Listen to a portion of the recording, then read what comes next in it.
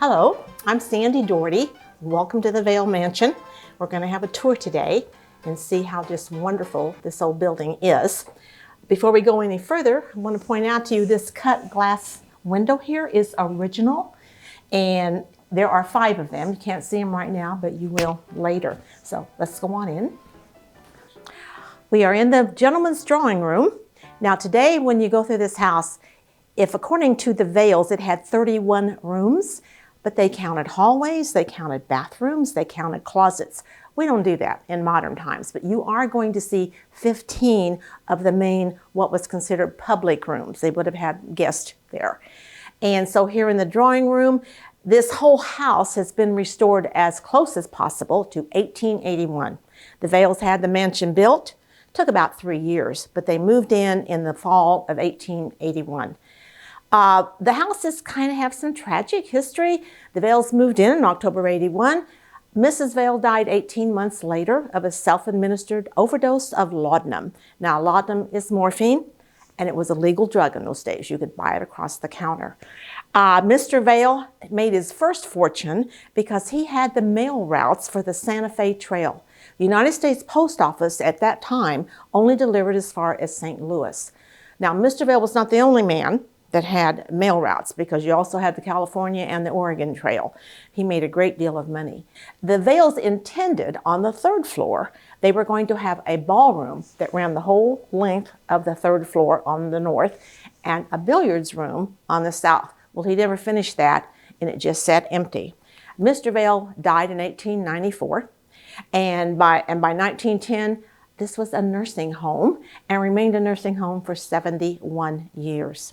After Mr. Vaile's death, there was a big auction. All of his furniture was sold. However, we do have some things original to the house proper. We have 9 marble fireplaces. Each one of these fireplaces is different and unique. They've used 3 different kinds of marble. And interestingly enough, these were coal-burning fireplaces. Now, for 1881, this house was so modern. Mr. Vaile actually had his own gas well on the north side of the house. There was a gas furnace, and they actually had registers on the 1st floor. Also, we have 3 original chandeliers. Now, remember, these were all gasoliers. There was no electricity when this house was built. And this beautiful chandelier you see here is original, and it's a twin to the one over in the ladies' parlor that we will see later. We are now in the music room, and of course we have a lot of musical instruments. The beautiful piano back here, this is a Chickering piano, 1879, and it is playable. In fact, we try to encourage our visitors, if I have anybody, because my piano tuner wants it played every day. Well, we're not open every day, but it is beautiful. And when people do get to play it, oh, they really do love it.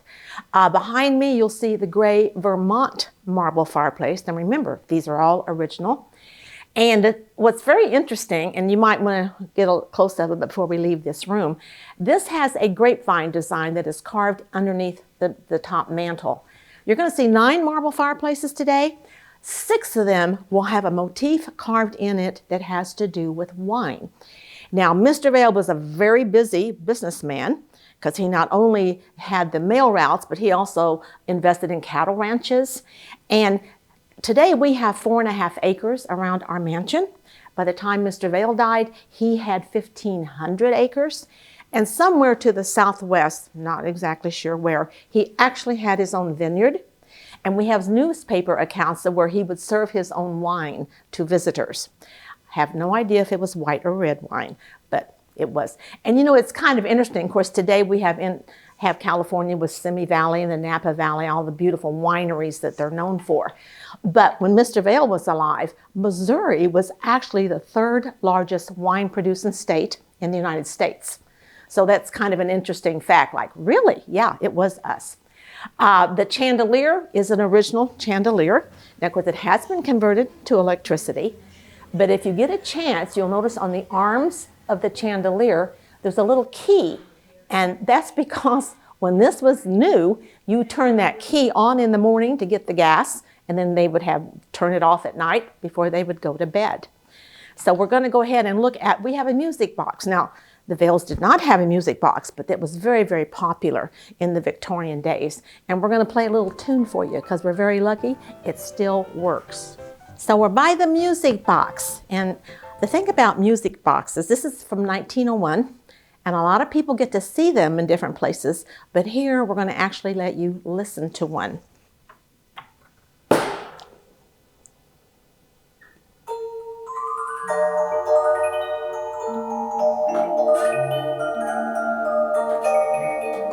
Strictly acoustical. Don't have to have any talent, you just turn it on. And what we're listening to is a disc made out of steel. And if you, I don't know if you can see the little holes here, but each hole is a note. It's punched down through here. And as this is turning, it pulls the little, makes the little note there. It lasts 42 seconds, just so you know. And I have no idea what that song is, but it is written on there. As you can see, these are in pretty bad shape, but they still play wonderfully. And we turn it off in the exact right spot or you're in trouble. As we've been going through the couple of rooms that we've seen so far, I've not touched on this beautiful wood.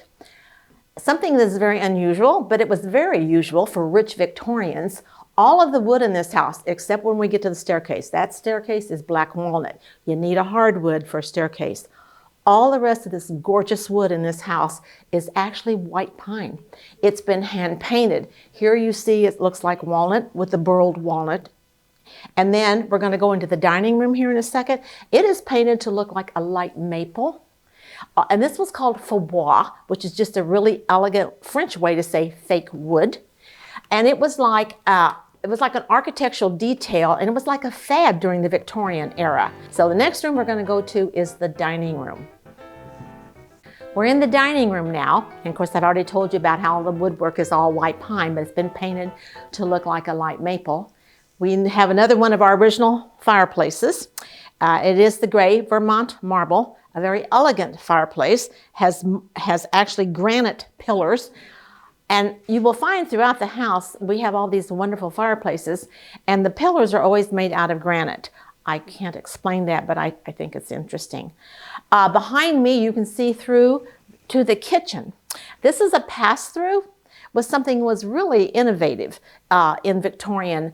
A lot of times you might have a smaller window, but this one you can see it's quite large. On this side, you actually have shelves with doors, so you can, your favorite things that you want to use occasionally in your dining room.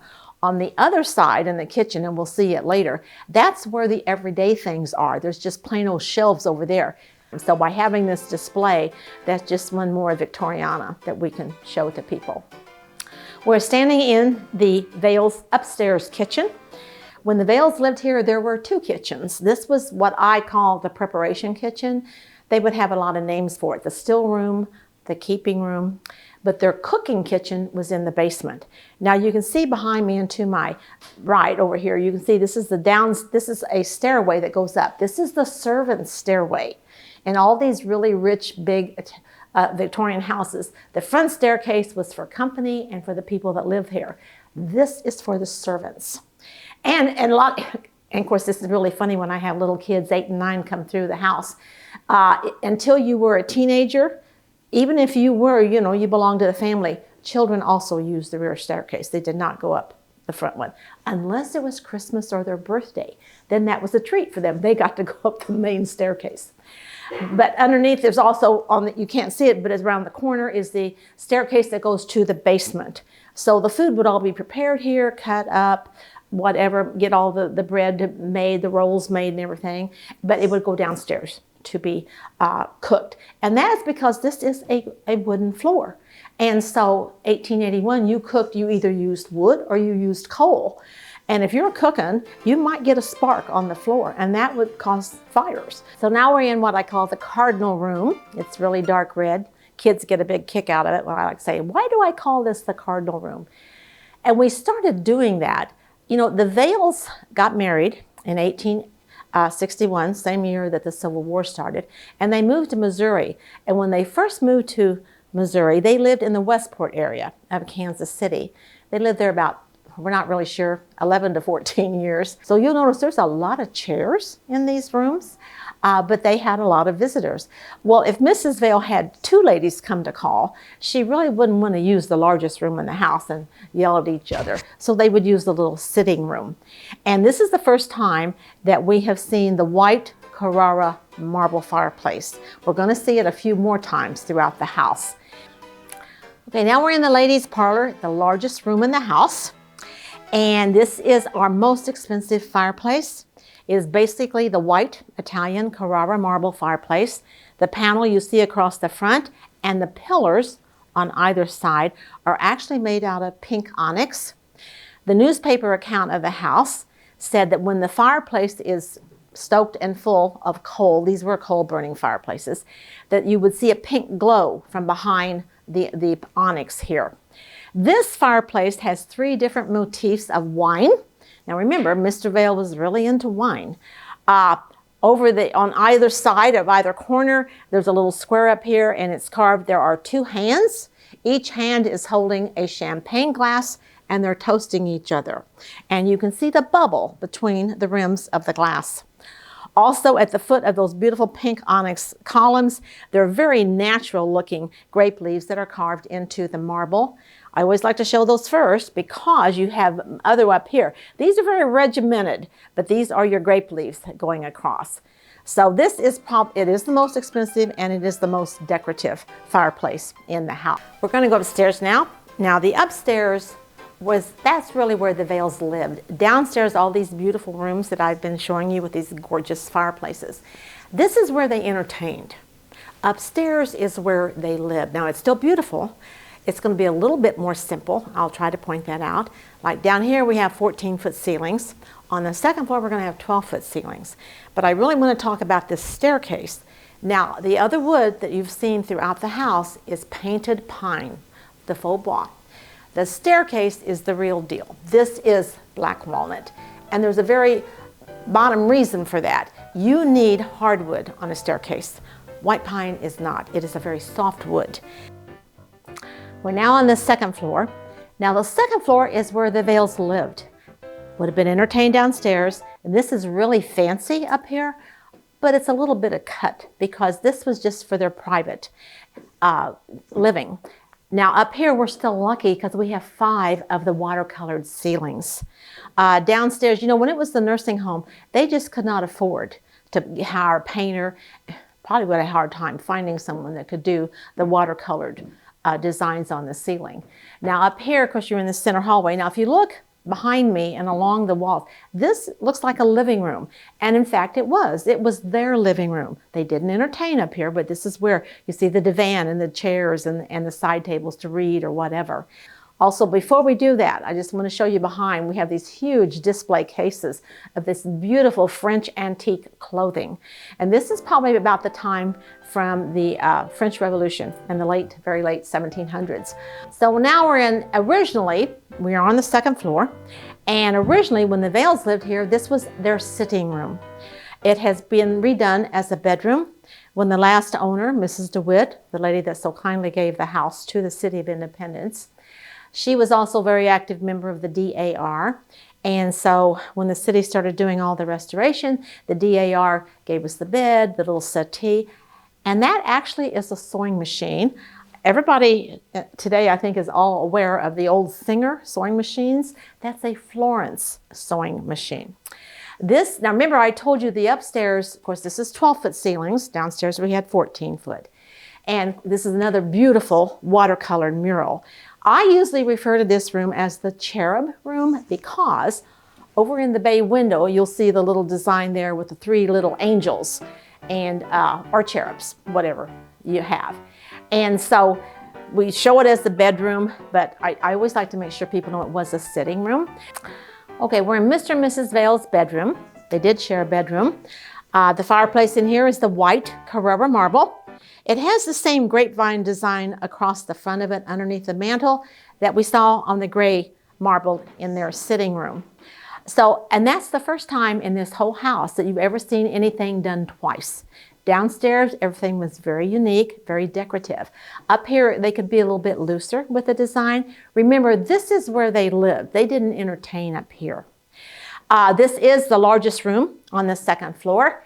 It has the beautiful watercolor murals painted. You can see on the west and the east, you have a little bit of a oriental motif, but it's the lady over in the bay window, the lady that is laying in her bed and her somewhat disarray.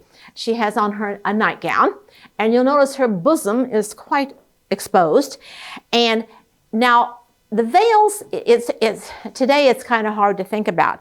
The veils were never accepted socially here in Independence. The main reason being, Mr. Vaile was a very strong Lincoln Republican. And he supported, the president, but he was also very much against slavery. Now, Independence and Missouri fought on the side of the North in the Civil War. However, middle part of Missouri was always very sympathetic to the South. Okay, now this room was referred to as the nature's bower. It has stars painted on the ceiling, original design. When the Vails lived here, they had a green rug on the floor. And this is as close as we could come to it. In the woodwork in this room, there are actually over 300 faces. Most of them are quite small, and they're very hard to see unless you have a real strong flashlight. The sun coming in actually fades them out. And so we are getting ready to go into Mr. Vaile's library, and that's the end of this room. So here in Mr. Vaile's library, I just want to point out to you, he actually had the desk. You'll see the two bookcases on either end. This is the original bookcases. And if you look real close, you notice that it has the cabinets along the bottom. You can open up one of the doors and pull out a writing board. And so he has like the built-in desk. And also I want to touch on the picture of Lincoln, because Mr. Vaile, that was his idol, was Abraham Lincoln. And of course, that was just one more reason that the politicians here in Independence did not particularly get along with Mr. Vaile, because most of them were the Democrats and they were for the South. So now we're in the guest bedroom.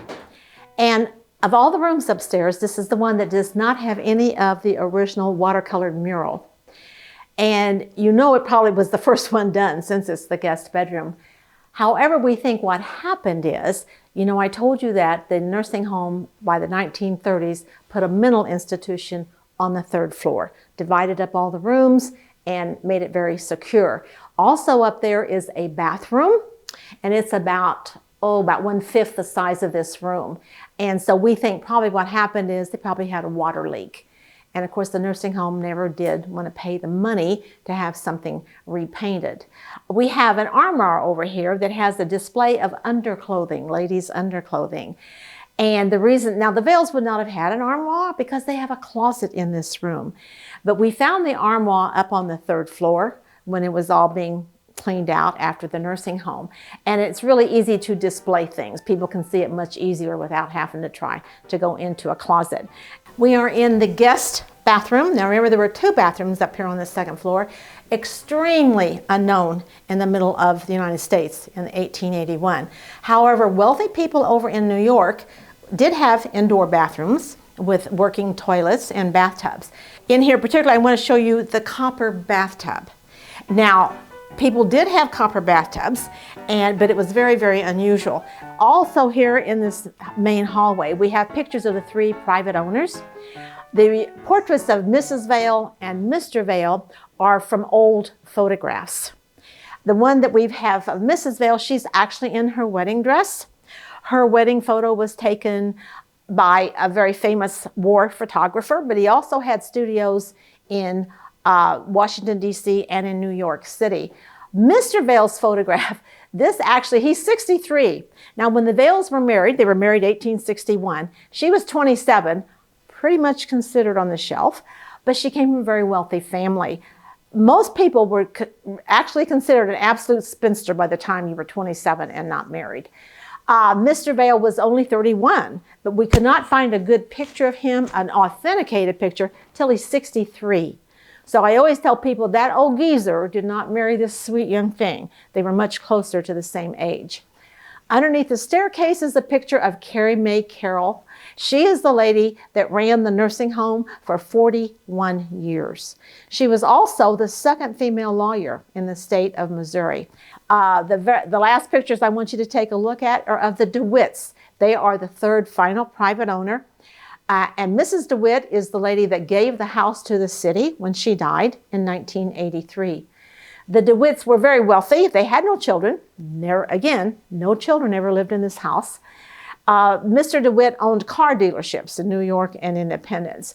Mrs. DeWitt, now he died at a very young age. They had bought the house. They were having it restored.